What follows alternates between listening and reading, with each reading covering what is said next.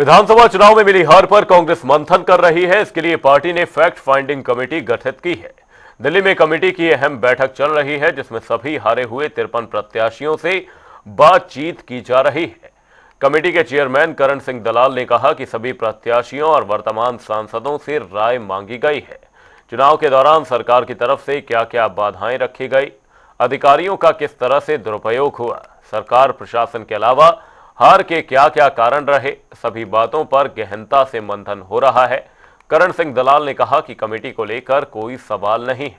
Party ने committee का गठन किया है और पार्टी को ही रिपोर्ट सौंपी जाएगी।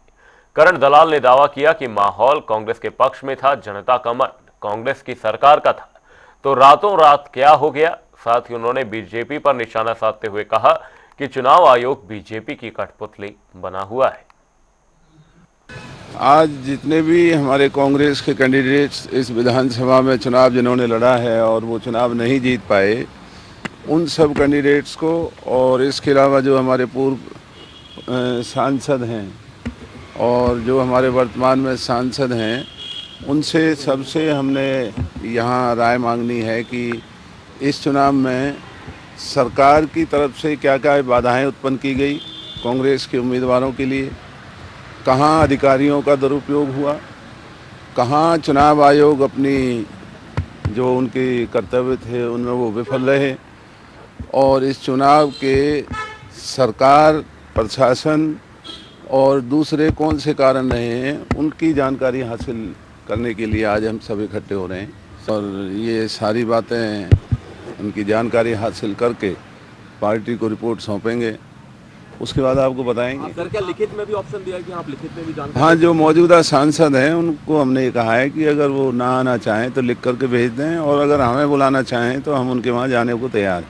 ये हरियाणा में जो चुनाव है ये कांग्रेस का चुनाव था, कांग्रेस की सरकार बनी हुई थी, और अचानक ही ये रातों रात क्या हुआ है, तो सारी बातों की जानकारी केवल हरियाणा के लिए ज़रूरी नहीं, पूरे देश के लिए बहुत ज़रूरी। चुनाव आयोग पर सवाल अभी भी आपका है, बरकरार है? ये जो भी चुनाव आयोग है वो भारतीय जनता पार्टी की कठपुतली बना हुआ है।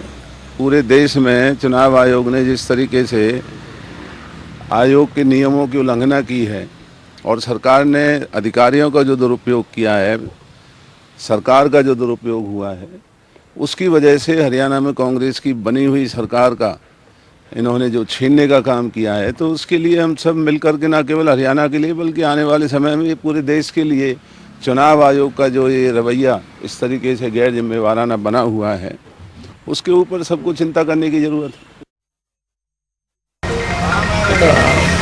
बीजेपी पार्टी और बीजेपी की सरकार ने मिलकर इस चुनाव को हैक किया है। आप बेईमानी का आरोप लगा रहे हैं? बिल्कुल बेईमानी। ईवीएम का जो सर शिकायत की थी, लेकिन चुनाव आयोग ने तो पूरी तरह से नकार दिया है। नहीं, चुनाव आयोग फिर वही बात मैंने कहा कि सरकार और पार्टी, और ये कोई हार नहीं है, ये मशीनों की जीत है इस भ्रष्ट बेईमान सरकार की। और जनता रुक के पाड़ पाड़ के कह रही है कि जनता का मैंडेट नहीं है, मशीनों का मैंडेट।